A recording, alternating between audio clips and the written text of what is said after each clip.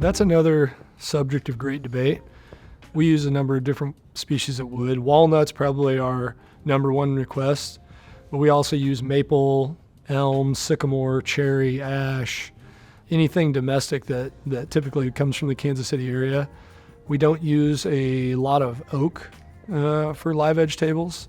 Oak is a great wood when it's cut into smaller pieces, and then those pieces are used to make a table. But for big, giant live edge tables, we try to steer clear of that because it has a tendency to honeycomb during the drying process, which just leads to hours and hours and hours and hours of extra labor to try to get that thing finished.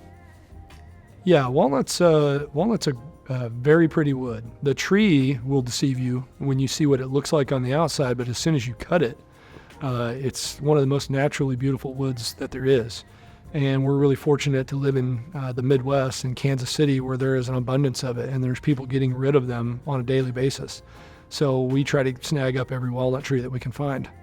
I mean, we try to keep on hand an assortment of different hardwoods at all times, especially walnut. We'll get to the point where we're getting so many logs brought in that we have to start turning certain things away because we don't want to overfill our yard with woods that we're not going through as fast. Walnut's one of the few species of wood that we get that we almost never turn it away because we know that over a long enough timeline we will end up using it all.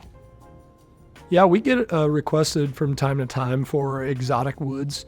We don't buy and sell those on a typical basis because why would we? We have all the wood we could ever need brought in on a daily basis. But there are some woods that people request. Sometimes it's because they already have a number of different pieces in their house or their business that are made out of that species of wood.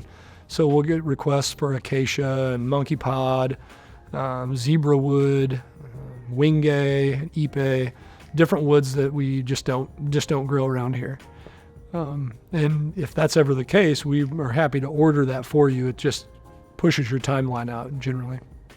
Exotic woods, wingay and ipe are two extremely hard, dense hardwoods. In the case of wingay, it has a tendency to splinter and fire out of the machinery. So if you're cutting a piece of that, you should always be wearing your safety gear at all times anyway, but it is more important then when you're working with a wood like that is incredibly dangerous to make sure you have all of your safety gear, not only on your equipment, but on yourself.